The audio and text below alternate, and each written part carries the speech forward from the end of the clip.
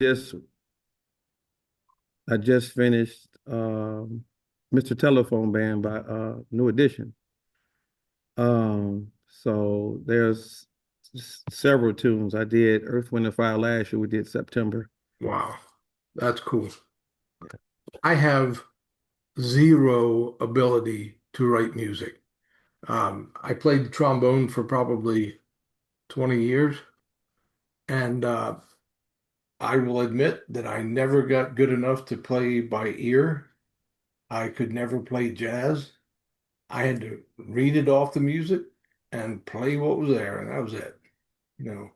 So I was, if we were using the scale that we use to evaluate teachers, it would probably be needs improvement. All right.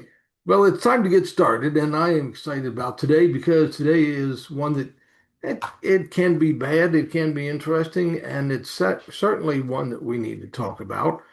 And as usual, I will do my best to keep my mouth shut. Can't promise that that will always happen, but like many of you, I have been involved in education during the No Child Left Behind years and the ESSA years, and how we made the transition first under Tony Bennett to become a Common Core state, and then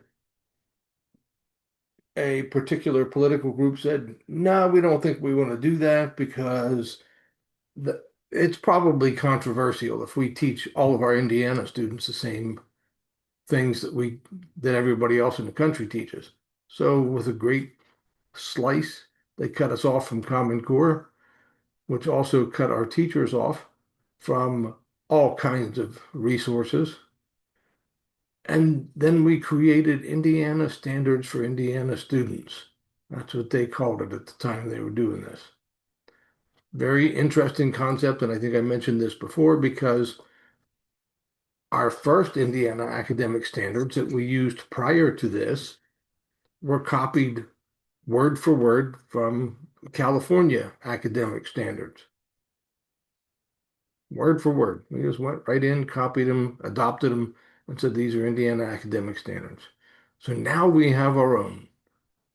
And we've changed so many times that teachers still don't really sometimes know what is it I'm supposed to be teaching. So we're getting better, I think. And with no more introduction than that, I'm going to turn it over to Weston, who is at Carmel High School, and Rafi, who is in South Bend, and they're going to lead our discussion. Weston, you have control and start us off, and let's get this. You guys look a little sleepy today, so you better get yourself woke up. Not woke, just woke up. Everyone see my screen. Yes. So Rafi and I had test measurement, test school ranking, school accountability.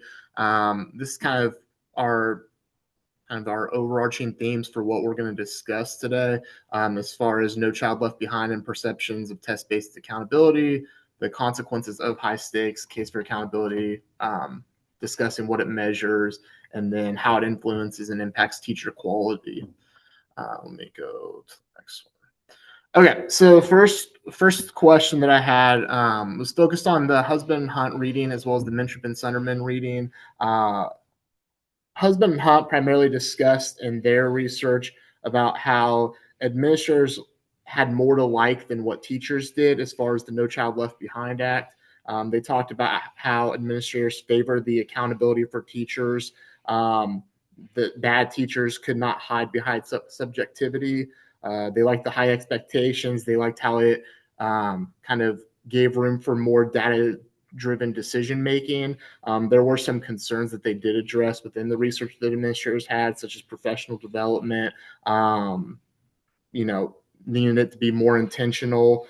There was also concerns with the impact on testing for special education students and for ELL students.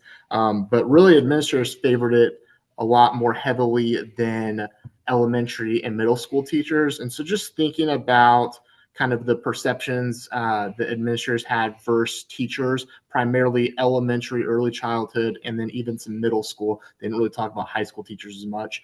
But it says Husband and Hunt highlight that administrators slightly favored No Child Left Behind for its accountability and rigor, while teachers found the requirements unrealistic and restrictive.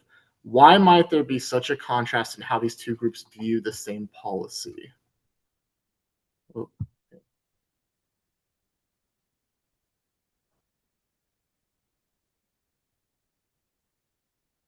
Don't everybody talk at once. It'll be too confusing. I think when you look at it from an administrator's perspective, it kind of gives guardrails and expectations of where students and teachers should be performing. But when you look at it from a teacher's perspective, especially when it's coming from not having all of these guardrails and all these eyes on you to having it, as a teacher, it feels like, oh, you're making me do a whole bunch more that I wasn't doing before. And so for an administrator, it's like, great, now we have actually framework that we can use to evaluate teachers and students. And for teachers, it's like, well, we weren't doing this before. And so now you're giving me this list of things that I have to do that we weren't doing before, and now it's more work on me. So I think for me, that could be why, like, it's the same policy, but an administrator and a teacher kind of looks at it differently. that makes sense. Let me. Sorry, I'm just going back through and making sure no one has. Yeah, Hannah. I apologize. I still have the same cold. I'm trying to get better, but I think you hinted at it too with the special education and accountability testing, like a teacher's perspective, when they know their students are working so many grade levels behind their peers, doesn't mean they're ineffective teaching when you look at the accountability for the score. So you do run into that with diverse programs, and how the tests are written are problematic as well for groups of students, like you mentioned. So I do think that kind of skews the teacher side of how you look at that. Like, I can continue to make sure I have high rigorous content specifically for students with disabilities, but when it's written at grade level, they're working several grade levels below. So I think that also plays into, like Shade said, the teacher aspect of that. Yeah. Yeah, Christopher.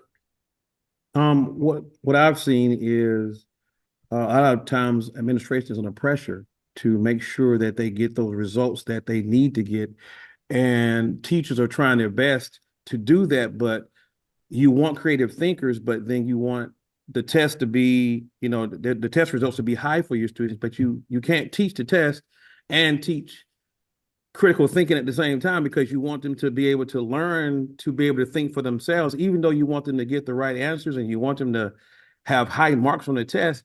That still is putting more pressure on the teachers to get it done, and they're not teaching it the way that they know that sometimes the students can learn, and the administration is being pressured because we got to have results. We got to have results, and if I don't see these results, then your school is bad. It's not doing what it's supposed to do, and that makes the targeting of trying to reach those particular goals more stressful than it does as far as being helpful for the students overall.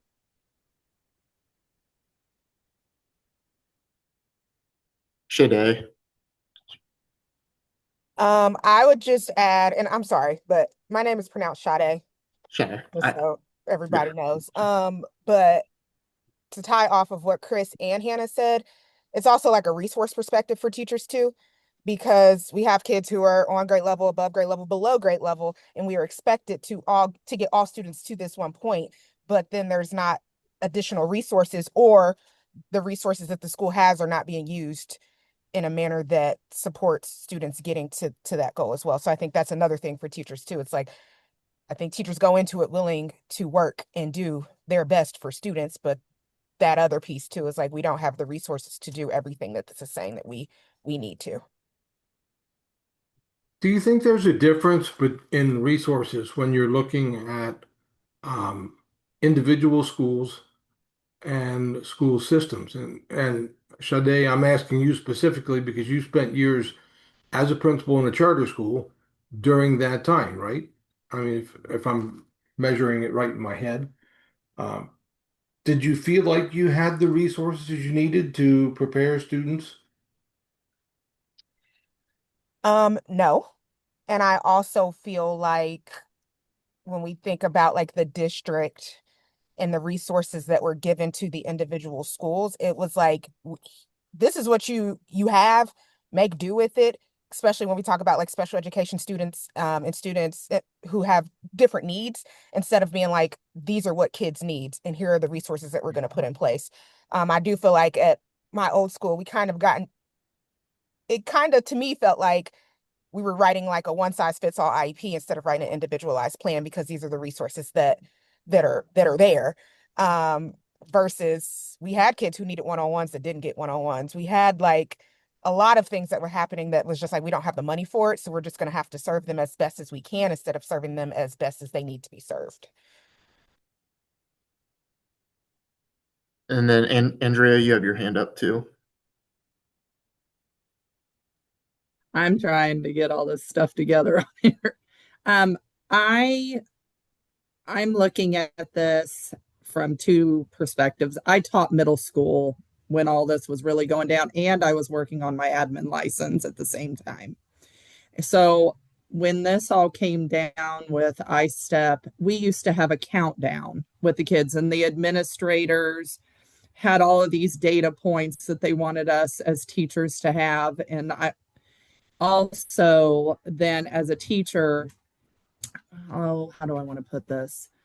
We were like Oh, just teaching blurt to it the out. You don't have test. to put don't be I nice. know, but I'm trying to be nice. We were teaching to the test. We would have all of these old Uh, questions, and we would have to put them out, and they had to be bell ringers, and they had to go through them. And we went through every kid, whether they were ELs, special needs, and we stressed them out. Like we had a countdown, like 10 more days until I step, 9 more days until I step. And they were so stressed out because we were stressed out. And then we're doing data on all this stuff, and we were testing them to death.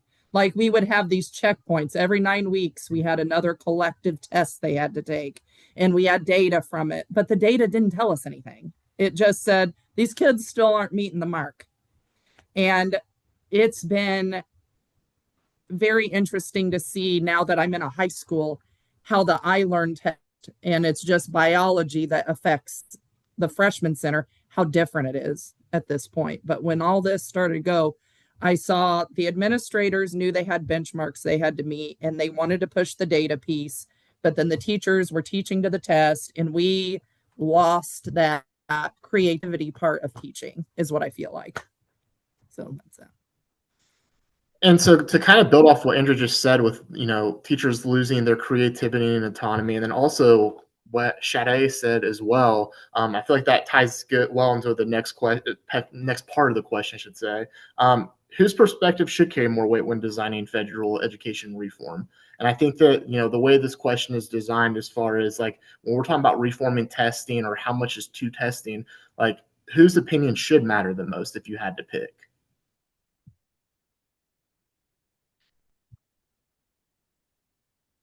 I'd love to hear from Courtney on that one. Oh man, Dr. Schaefer. All right. Well, okay, that's loaded. So, whose That's perspective, why I ask you, because I figure you can handle this. whose perspective should carry more weight? Well, none of this happens without teachers. So, if we aren't listening to teachers, if we aren't responsive to teachers' needs, if we are, as Andrea stated, if we are stressing them out to the point that they are then less effective than they would be, um, then we've missed the mark, right? And so I think that it's about finding a balance and keeping the spirit of like the art of teaching alive, and not losing touch of that while still um, striving for high rigor and the kinds of instructional opportunities where students are doing critical thinking and problem solving and all of that. Like to me, the test should really just be the the baseline. That should be the least of what what we can do for them. And so I can't imagine that like private schools are counting down to any particular test. I can't imagine that you know, there are other schools outside of like traditional public schools that are going about academic instruction in a similar way. And yet their children are apparently thriving, you know, in post-secondary, I would say. So I don't know that I answered that question directly, but I that's thought my you did a good job with that. Yeah. I agree. I think you consider both sides, both stances from it. Any other hands? Josh Blossom. Yeah, Josh.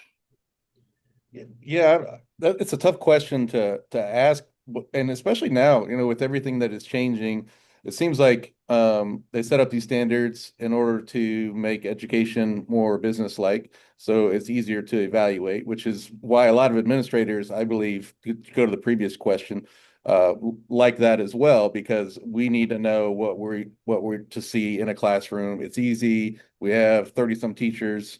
We can have an evaluation and then go. Um, but now we're full circle where we have been successful on a number of these standards, depending on the school that you're at. But then the feedback we get from the community is our students don't know how to think critically or go deep into subjects and apply knowledge and things like that. Well, you really don't have time for those things if you were drill and kill, right? Just teaching to the test, it's just not going to work. So I mean, there has to be some consensus as to how we're doing this in communities. And I really think, I mean, there's just two groups, but we do have our larger community and our parents as well, and we should have them included in this process. I think as we're defining or who should have weight in it, because I think parents do want what's best for their kids, but I don't think it's parents that get to make these decisions about what it is that we're doing in our schools. So I guess it's more of a broad-based consensus of stakeholders is what I would be looking for. We always talk about um, whether a test accurately measures what we want to know.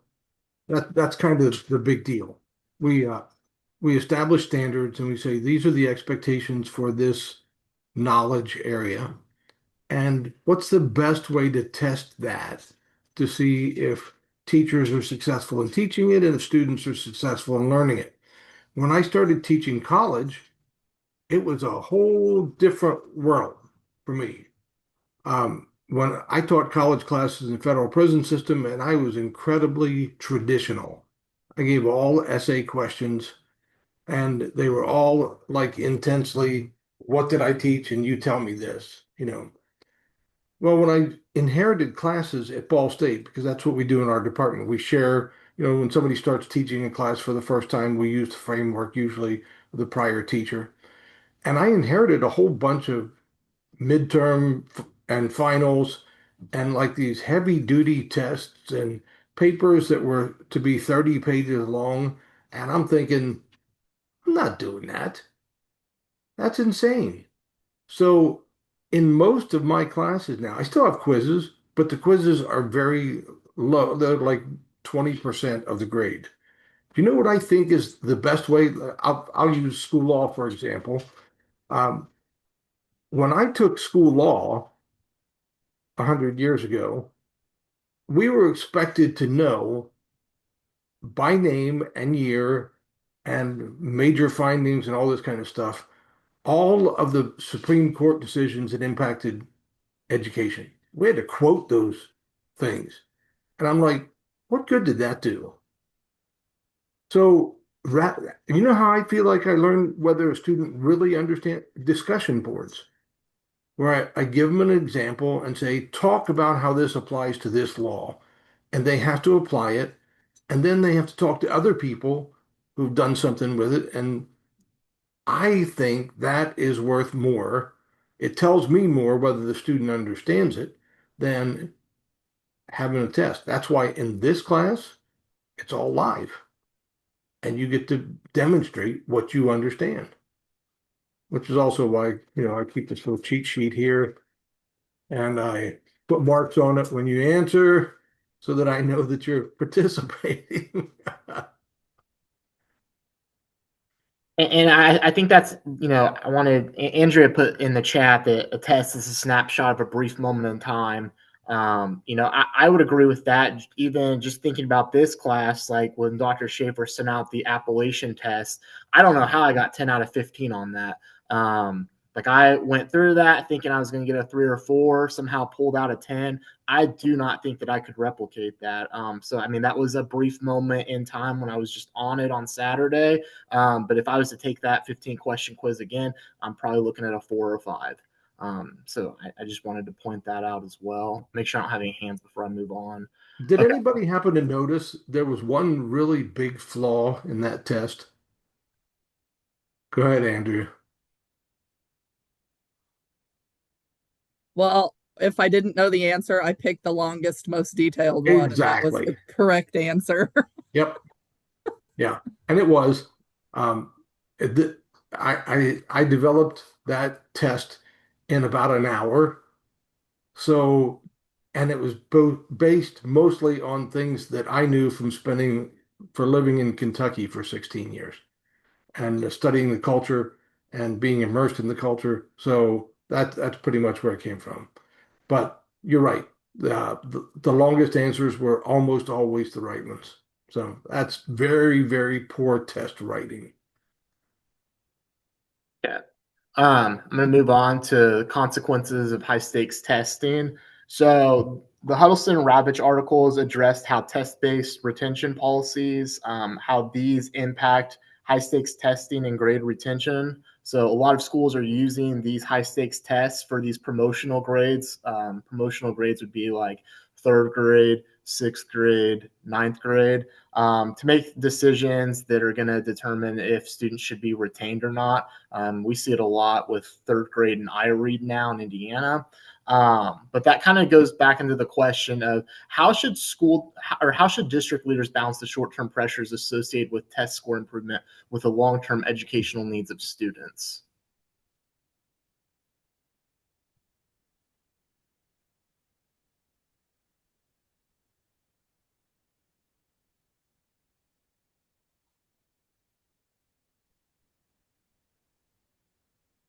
Josh, go Yeah, ahead. Josh.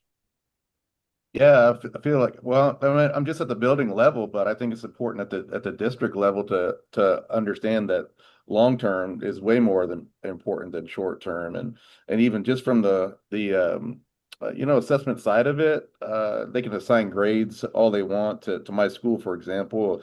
If I was a C or a B, it really doesn't matter. So why should I pivot and do something different with respect to that? Instead, I think it's really important to keep the whole child in mind, and do your very, very best to prepare kids by focusing on the long-term educational needs.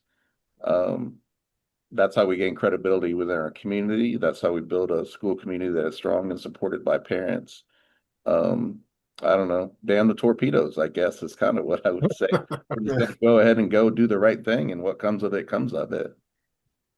I think And that can rally teachers and support in the community as well. I agree. And then we got Shannon and then Scott right after. I am at the district level, but this is only my second year. And as the accountability comes back into play, I had a meeting on that yesterday. I think it's twofold. When I was at the building level, it was the long-term educational needs of the child that mattered, that's what we were focused on. But yet today, 400 schools went to the State House to be rewarded for being 95% above iLearn or on iRead. And now we have these silly accountability SSI points. And they told us all yesterday that you don't pass iRead, you get 0 points. It doesn't matter. Like you get nothing. And that follows the child, even with a good cause exemption, um, in fourth, fifth, sixth grade while they have to take the test. So I think that even though doing what's best for kids and showing growth, getting this new accountability model that is all test based It's all high stakes testing based, but they added SSI points to make us feel better about ourselves. I think I want so bad. Can you I want explain it a to little more be. what the SSI points are, Shannon? What do I know what they are? Yeah, no, Yeah. yeah, if you can tell me what they mean, what does it mean? So you get things. So I have the sheet in front of me, by the way, the cheat sheet. You get your base score based on how you did on iRead or iLearn. Okay, And I'm talking, this is middle, elementary and middle school. okay, High school's based on SAT. Um, but ridiculous. you get you get accredited literacy. So did you grow so many points? If you grew so many points, then you get an SSI point. Were you over 94% attendance? If you were, then you get an SSI point. Hmm. And then there are some caveats that they're saying are for our ELL kids and our special needs kids, but the growth ratio is extreme, and so is the whether they've passed iRead. Wow. And Okay. then when you go to high school, they then change it to SATs and dual credit and those type of things. So again, I want it to be whole child based, but we're not pushing high school credits into middle school, and it And just gets the hard. SAT test, let's just get this laid out on the table. The SAT test was never intended to be an achievement test of what you've accomplished in high school. Never. It was created to be a predictor of how well you would do in college, period.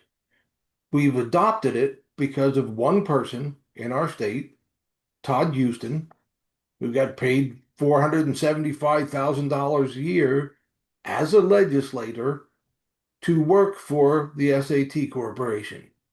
And that's why we adopted it as a state. This is a politics class, so you need to know that kind of stuff. Well, and to piggyback that, Doc, the government, like we all take the biology, um, I learn right now. They're giving SSI points if you take and pass the government I learn. They told us yesterday at the state level, zero high schools right now in Indiana take that government test. Zero. But Hmm. they're recommending that all of us this year do it because you're all getting your accountability scores in 25, 26. We're getting it this year and it's going to be considered level zero. The great news for Franklin County is we'll have nowhere to go but up.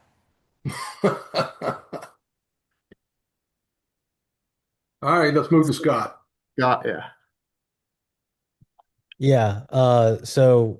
Just from, sorry, just from my perspective, these high pressure, tests like the iRead retention stuff, it's just the state's misguided attempt to get some control over it. I mean, they see scores are low, and so they overreact, right? And that's usually what happens with the Indiana legislatures. They just keep dipping their toe a little bit further into the water and getting into our kitchen, and that's really the problem, is that they start levying these rules and these laws down without, I think, a real clear understanding of what the long-term ramifications of those being, which in this case it ends up disproportionately affecting um, uh, your minority students, your poverty students, your students of color. Those type of demographics end up being the ones who end up suffering more from that type of movement, where it doesn't even dramatically impact. What ends up happening is, I don't know if it necessarily improves the teaching that happens in the classroom. It changes the way we go about testing, getting kids past the goal line, right? One way or another, we're going to teach that test. That's what Andrew's talking about before. It's not authentic learning. A lot of times, it's funny. Our school actually got audited this last summer because there was so much growth and gain from the spring iRead test to the summer iRead test. And it was because our team essentially went from teaching reading to teaching how to pass the test. And a lot of kids pass tests because it's a test taking skill, not a reading skill issue. And that's, from my perspective, that's the ramifications of these high pressure tests, is that we're not teaching it any better. I mean, it's, again, we all see the scores. We all know we can do better. We understand that there are things we can do better for our students, particularly our vulnerable students. But by putting a retention thing, that doesn't make us teach any better. It just punishes the kids, and ultimately forces the system to change in a way that is actually not authentic. So, just my 2 cents on that. And then Sade. I agree with what Shannon and Scott said, but also thinking about how do we get to a place where what we're evaluating kids on is the authentic learning that they need. For instance, my fiance is a third grade teacher. That it's the testing is crazy. They did checkpoint a week before they did iRead. And then once you get the iRead scores back, there's 2 different rounds between the end of the year and the summer that they can take if they didn't pass. And those kids have to take iLearn. And so it's not even just about the knowledge base. Sometimes it's like once kids get to the end, I am fatigued and I am tired, and you all you guys care about is me taking this test and getting and spitting out this score. And even in that, they have iRead prep, they have iLearn prep. They stop curriculum and stop content to prep for the test. Yep. So it's like, what are we teaching kids when it's just like that is the only thing They that they matters? also give you that second opportunity, right? They give you a second opportunity to take those checkpoint Yep. tests. And so it's like that is all they care about. And then we also have to think about like what message does that send to our students when they look at their worth as what I get on this test. And don't forget your NWEA or your iReady or whatever you're taking for your EOI at the end of the year. So these poor little third graders who it's their first exposure to state-based testing are now beaten before they even got back up. And you hear things from teachers on occasion. Well, I'm a kindergarten teacher, and my class came to me. They were so far behind. I don't know how I'm ever supposed to get them caught up. And I said, this actually was a real conversation. I said, how dare you say a kindergarten student is behind? When they walk in the door, it's your job to teach them. So teach them. And then we'll talk at the end of the year where what's happened. But don't tell me, well, the only way we're ever going to fix this problem is if we get parents to teach their kids to read before they come to school. How many parents can do that? Josh, did you have anything you wanted to add before we move on? Okay. Well, I mean, I think that kind of ties into the next question, though. So, with high stakes testing and being able to provide data to help teachers identify at risk students, how could we restructure accountability so that it does both, where it does provide the benefits of data informed instruction, but there's no consequences with score inflation, student push out, and I mean, even teachers teaching the test? Thank you for including that, Shannon.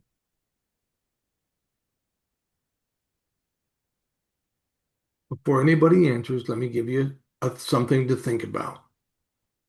Within about the next 2 years, all of you will have earned doctorates. That means you will be considered by society to be the experts who know the answers to these questions. I'm not kidding you. That's for real. So drink that in for a minute. And the question is, all right, we don't like the accountability the way it's set up. You're an expert. What are you going to do about it? Let's hear. And Scott. I just thought this was interesting. I don't know how many of you guys saw this study that came out. It was actually from Ball State. And Doc, I don't know if you know any more about it than we do, but I just saw um, it today. yeah, it was about the value added, and it taken a bunch of information related to demographics and whatnot, and like it rated schools based off of how their students performed on assessments compared to what they should based off of their demographics. And I thought that was interesting. Like I said, I haven't read enough of it. I went down and saw the scores to see where our school district fell on that relative to those around us. And I thought it was kind of an interesting thing. Because again, like most school ratings tend to be misleading because they don't reflect things like student poverty, and it doesn't reflect like the actual quality of the school that's servicing that community. So that was just one thing I wanted to throw out there. I saw that. I saw that article last night, Scott. So that's interesting that you pointed out. It definitely felt like rural schools in general, like small schools with less than 1,000 kids, they tended to be the higher performers with it. The only one that I saw for the iLearn, I think Avon was on there, and then MSD Washington was on the collective, the 22 through 25. But it was a lot of small rural schools that were on that top 10 list. Now, so perspective, and I know this is being recorded, so I'll be very careful. Michael Hicks is a Ball State professor. He has his own center for something or the other, Center for Business and Economic Research. And for a very long time, he was really, really opposed to public schools. Every article he wrote, if you go back and look at his early stuff, everything was busting on public schools. I don't know what changed his mind. It's actually on the web. It's on your website, Shin, the Canvas, because I just loaded it on there. Um, Something changed his mind, and he said, "We've got to start investing in public schools, and we need to be supporting public schools better." Now, I haven't read this article, so I'm interested to see the direction he took with this, but it's kind of interesting because somebody got to him. And I don't know who it was. It wasn't me because I've never been able to get him to talk to me.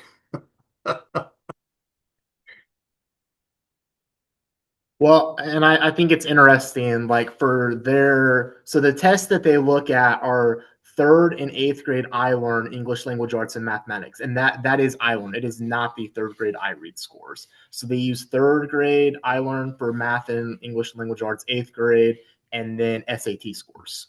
And the SAT scores, they did not give a ranking to schools.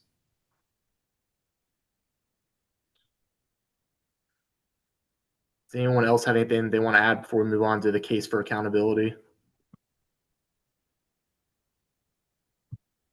Okay, moving on to the case of accountability. Rafi, I'll let you take it away. Sure. So I think so far today and in a lot of our readings, we've fleshed out some of the drawbacks, some of the downsides, some of the negative consequences to testing and accountability. We also had a couple authors who certainly have a more positive view of those systems. Walsh writing with respect to No Child Left Behind emphasizes the lack of alternatives to testing in terms of providing us baseline performance and understanding of those achievement gaps. Finn and Hanashek, especially in the post-COVID period, are emphasizing the importance of having objective student achievement data so we understand the gaps coming out of there. Both authors also talk about the extent to which educators who argue against accountability systems are often seeking to push back against teacher evaluation systems in particular. Both those authors really raise the question, as superintendents, as district leaders, what is the right stance we can take that both establishes the urgency we need to drive student achievement forward, but also recognizes that many of our teachers, many of our staff members are going to maintain anti-testing views.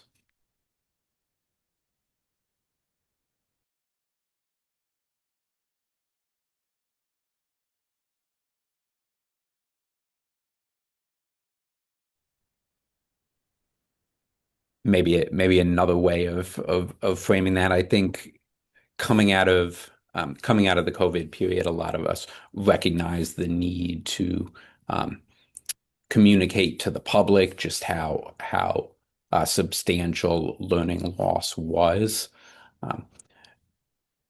But how do we do that? How do we communicate testing results? How do we communicate accountability scores to the public without driving conflict or reiterating the same testing debates that have been around since No Child Left Behind. Scott. Yeah, so I get to do this on a pretty regular basis. I think to the point we made earlier about how many tests are out there, our board kind of expects me to kind of share out the results of our testing every time that those come up. So usually start of the school year is when we review all the tests from iLearn, iRead, SAT, all the things that they've had time to ruminate a bit. And usually how I preface those conversations with the board and the community is um, this is a snapshot. This is a point in time where our students are at. You have to recognize it. It's a measure of achievement. It might not be the best, and it might not be a great way to measure the quality of our school, but it is a measure. So we're going to take it for what it is.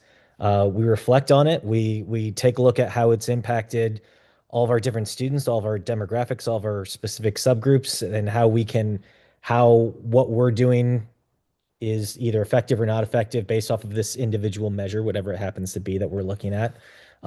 We celebrate what we do well because we want to recognize the hard work that our teachers have done and our students and families have done to achieve those things.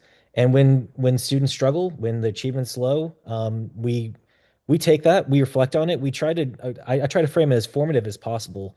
Of hey, yeah, we didn't do well this time. It's all right. We'll have an opportunity to do it again next year. But this just informs us on how we're going to address these different areas of concern. And oftentimes, what we do is over the course of a few years, you start seeing those trends. You build those into your strategic plans as a district. You build those into your school improvement plans as a building. Um, Now, again, is that going to dramatically change your day-to-day work? Maybe not. But if your goal is set based off of some of these measures, and like I said, kind of vague in the sense of yes, like we need a measure. This is what's already provided.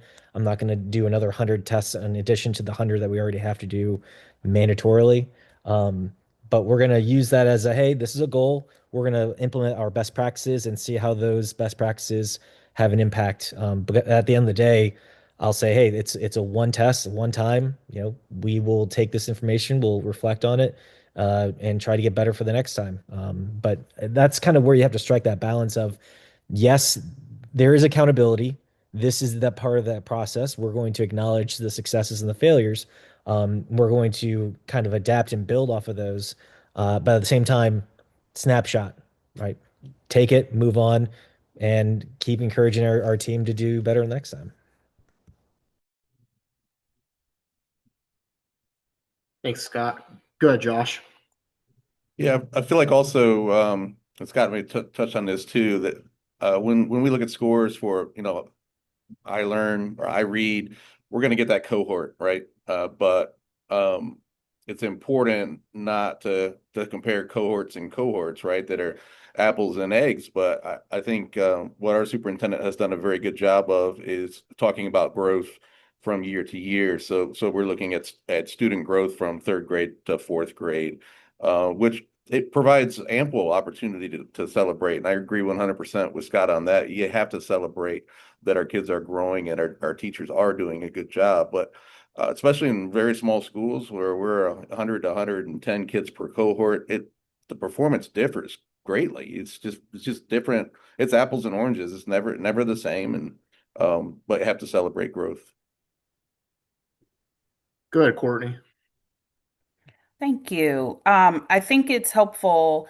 One of the reasons why states rely on these measures, these types of tests, is because they are easy to grade, right? They're easy and quick to grade. And so I think from like a central office perspective, it's helpful to share out when broadcasting our data to our school community and our board, to couple that kind of easily objectifiable data with the more qualitative data.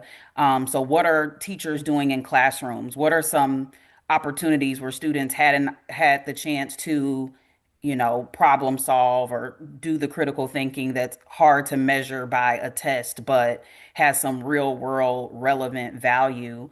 How do we couple, the messaging at the same time? And also, I find it interesting when we share not necessarily like at a board meeting, but some of like the questions from some of these assessments, because it's funny to me how often adults will say, I don't know that I know the answer to that particular question, so they can see like how questions are phrased and all of that. But I think my larger point is when we are sharing the state accountability types of measures, I think it's also helpful to share other things happening in classrooms and schools that are preparing children for life after they leave us.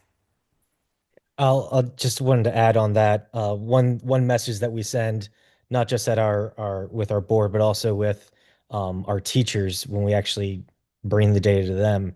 It's less about the results and more about what you do with those results. Again, it's just data. It's not good or bad. It is what it is. What matters most is what we can take from that to grow and improve as professionals and then help our students. I I think we've had some really good responses both on how you translate and contextualize those results for the public, but also as Scott mentioned, the action steps coming out of it for so many years. We get in this cycle where results are released, schools have to respond or defend their performance. Um, and it's really important that the public understands what we're doing with those results afterwards.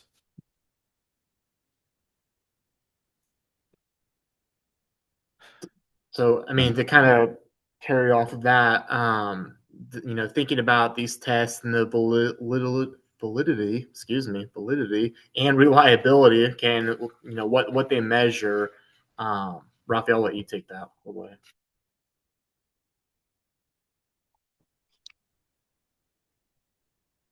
Ralphie, do you want Oh or do you want yeah, me? yeah, I'm back. You're good. Um, I think there is that a number of readings hint at this tension, this gap between what accountability systems are supposed to measure and what those results are then communicating. Is it school improvement? Is it school quality? Is it um, school demographics?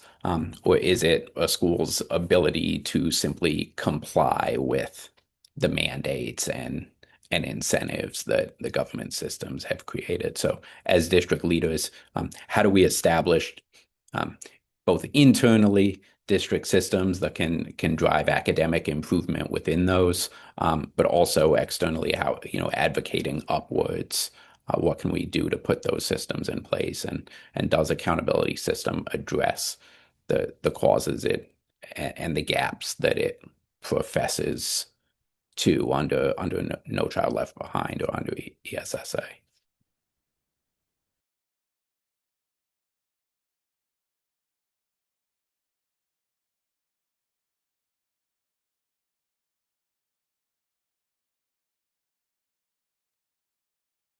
And I think our answers a few minutes ago spoke to some of the work that's done to translate results after the fact. But the other way of thinking about it is, internally, how um, do you feel like it's providing you accurate assessments of um, a school's performance and a school's quality, or other?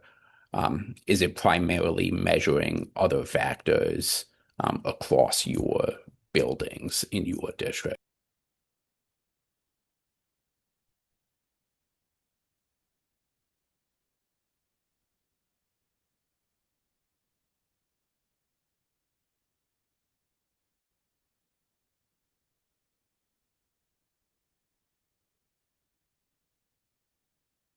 Do That we would want to move on better to if I'd teacher had the microphone. evaluations?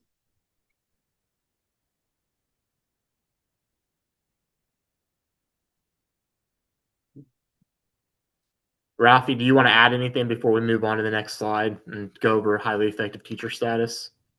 No, let's Move. bond to Okay. teacher quality. Okay. So I mean, we've talked about, school district quality, what the high performing, low performing districts, why we should use, these, data pieces more as tools. But when we think about, when we think about teaching as a profession and, determining our, teachers that need, more coaching, as well as the teachers that are highly effective, what should determine if the teacher is highly effective? Because test scores is part of it, but there's definitely a way to successfully navigate a test and to get higher test scores.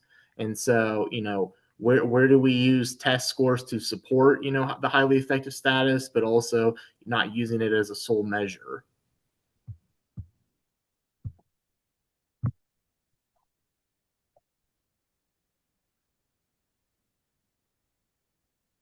I think what you witness in the classroom, is going to be a huge measure. How are they responding to student need in real time? Have they internalized the curriculum enough to be flexible or nimble?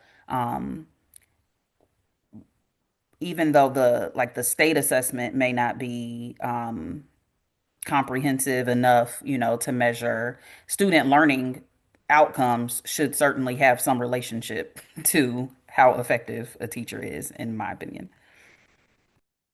Thank you, Courtney. And then we got Andrea and then Shannon. Okay, let me lower my hand down.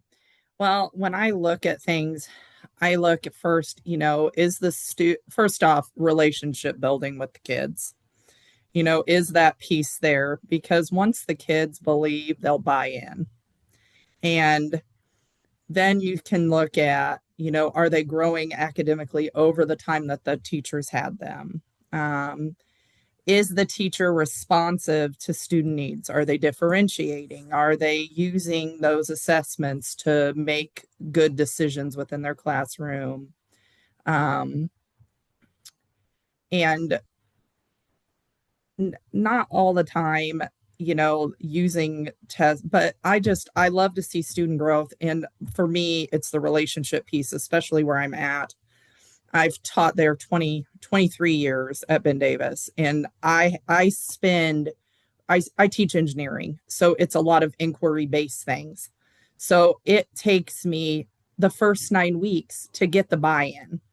Then we're doing inquiry based critical thinking. And those are the things that the kids take with them. And if you ask them their freshman year, what do they remember? They remember every project we've done, every CAD project that I've taught them, the 3D printer, those kinds of things. So taking risks and knowing when to, the kids aren't getting it. So I need to pedal back and refocus on what I'm doing and change my instruction to better meet their needs. Good. And then Shannon. Thank you, Andrew. Well, they kind of said it. I think Courtney and Andrea hit both points. I think culture is imperative, but you have to use the data. You have to, and you have to be able to sit down and disaggregate the data. Sorry. And if you can't do that, then what's the point? And I think so many of our teachers get so caught up in the stress that they just move on without using the data that they've collected to see what they should be doing next. And using it as part of the effectiveness. Because if you're not using it and reflecting, what's the point? Right. Josh. Yeah, but if I understand that point 100%. But as we read through the articles, when the whole system is flawed to begin with, that data that comes from that test for that group that's in an inner city for which the test was not designed is very poor data. And then we're going to use that to tell a teacher they're highly effective or not effective. And I think that's the problem with the whole institution as a whole is that, it's not only are we dividing our students, right, and resegregating our schools, but we're doing the same with teachers by virtue of that very same instrument. One thing I want to add to, and then Scott, sorry, just one thing I was thinking about, and then I'll give the floor back to Scott. I'm big on relationships too. I would like to think that, if you come into my classroom or even when I was an administrator, building relationships is the top priority. I just feel that, when you're talking about giving a teacher a grid, there's a lot of subjectivity as far as, how well does this teacher build relationships? Like an example that I had back in my, at the previous district that I worked for, like I remember seeing, some of the teacher evaluations where an administrator put, that they build great relationships, but then knowing that, I had, multiple students coming into my office and requesting to, change their teacher or change their class schedule because of that teacher. And so I just think there's a subjectivity or a fine line between, how do we measure, the ability that teachers have of building relationships. I think that is the most important thing, is to, make sure that kids feel safe, make kids want to come to school. And I think that, I don't have the data to prove it, but I do think that, a school's ability to, build relationships with students does directly affect student attendance, which is what we're all, evaluated on.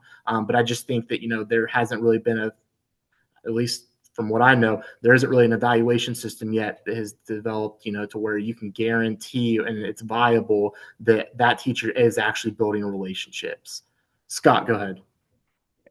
I'm going to do my best not to get on a soapbox here because this came to a head recently. I don't know how many of you took the bait on the teacher appreciation grants this year, but this plays it right to that, right? I mean, to Josh's point, it's you know it's flawed data to begin with, right? I mean, we all recognize like this is not a very excellent measure of what students can do and how effective our teachers are. And so when the grant talked about having a significant impact on student achievement and growth, um, and it wanted you to use specific state and national data points for that. It it all was kind of hilarious because we played the game. We're not going to just turn our nose up to the money, right? I mean, that's exactly what the legislators hoping us to do, is to kind of say, you know what, you don't take the money, that means you must not be hurting for it so bad. So we took it and we went through the whole rigmarole. We didn't do a lottery system. I know a lot of school districts did, and I heard a lot of the griping about that. So I thought, okay, maybe we had something here. We had a committee of um, retired teachers like take all the data and all the applications from all of our teachers who applied and kind of use their experience and knowledge to kind of help identify who are the ones who would qualify for that. And yeah, the problem is, when you go to rank teachers across different grade levels, across different subjects, across special education versus general education, all that, you'll end up rewarding the ones who can jump through the hoops, who know how to play the game, and then it punishes the ones like we had a special ed teacher who probably is the most impactful teacher in our district. She works with some of our ED kids and she can get them to go from essentially we can't have them in a general ed classroom to where they are functioning and growing and learning in a general education setting. But that doesn't match up with how the state measures significant student growth or achievement. Again, whether you want to measure it by relationships or whether you measure it by, hey, I was able to take this kid and get them to the point where they can learn in class.